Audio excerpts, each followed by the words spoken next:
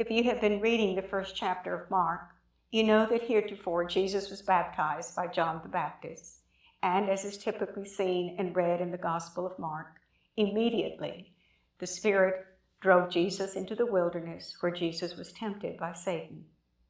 In due time, Jesus called Simon, Andrew, James, and John, his first 4 disciples. Now Jesus and his disciples went to Capernaum. And as we heard in today's Gospel, Jesus entered the synagogue and taught as one having authority, not as the scribes. That is, according to James Abraham, Jesus taught from personal knowledge and experience, unlike the scribes who got their authority from their learning and skill as passed on through pertinent training. Another authority states, the authority is not only in the teaching, but in the action. The term authority is understood in the strong sense of the divine power. And this divine power is the one that Christ will transmit to the 12 to send them to preach and to cast out demons.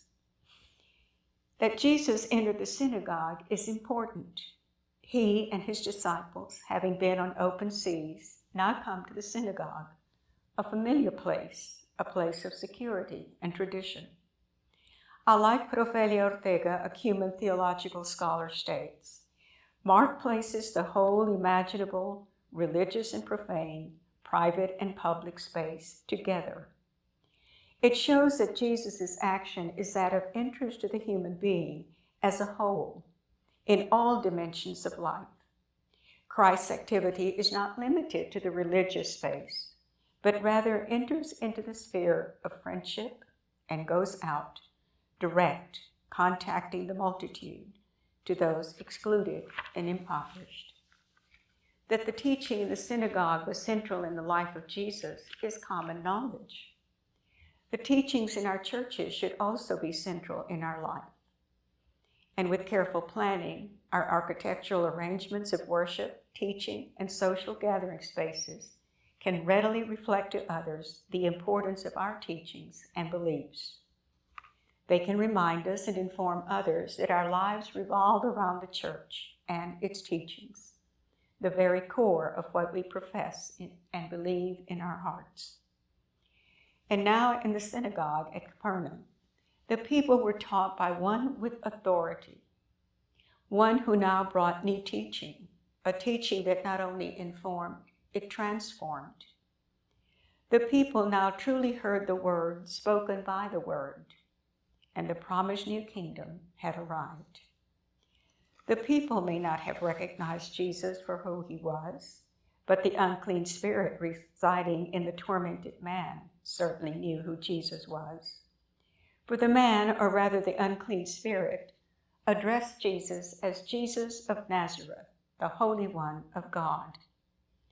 This man is possessed by an unclean spirit, which means contrary to the sacred. All that is against the sanctity of God is considered unclean. Jesus' teaching liberates the tormented man. Jesus doesn't name the man's illness as something like blindness or paralysis.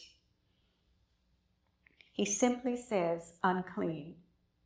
Jesus rebuked the spirit and ordered it to come out. This new teaching with authority defines Jesus. Jesus silenced the unclean spirit.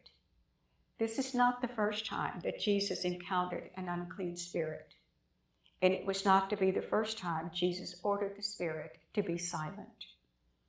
From the moment after his baptism, the Spirit drove Jesus into the wilderness, where Jesus encountered wild beasts and unclean spirits that tempted him. Are these the same spirits who knew who Jesus was? Is this why they feared his authority? According to William Abraham, it is as if radical evil has a way of immediately discerning the presence of good. It takes a spiritual agent to recognize another agent. This is not only a new teaching. Now we see that Jesus came to destroy evil. Jesus began his ministry, and he would continue to defeat evil until the final day, when he will have defeated death. What have you to do with us, Jesus of Nazareth? This cry, "What have you to do with us, Jesus of Nazareth?" is a cry of greed. According to some biblical scholars, it literally means mind your own business and stay out of mine. Get back to anywhere, so long as it does not interfere with our profit. This was the language of Jewish authorities and the Pharisees. It was the language of Pharaoh. It was the language of slave trade. And it was the language of the profiteers of slave labor. Commercialized vice, race, discrimination. It is the voice of the demon. Do we still hear its faint echo today? Jesus ordered demons to be silent. In this way, the possessed, the enslaved, are now prepared and positioned to hear only the voice of Jesus. But the demons do not want to be silenced. They want to control. They want to confuse, to lure, to entice. Which demons need silencing in our life, that we might be still and hear our Lord's voice? They question among themselves, saying, "What is this? A new teaching." The people, the scribes, the Pharisees, knew that Jesus was a new way of life. They heard the new teaching. But Jesus' new teaching, the healing of the sick and the releasing of those held captive by demons, upset the status quo. And some were threatened, and they sought ways to get rid of Jesus. Some were open to the new teaching, and some sought ways to follow him. But new teachings brought about divisions. In our own beloved church, we have witnessed division over prayer book changes, segregation, integration, the ordination of women, the acceptance of different lifestyles within our churches.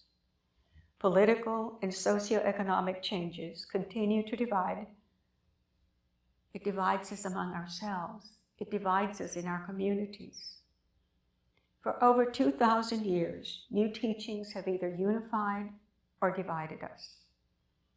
If Jesus appeared today, would our voice of greed cry out, "Jesus of Nazareth, what have you to do with us?" May our Lord mercifully silence the demons and heal us, that we might instead faithfully and boldly cry out, "My Lord and my God."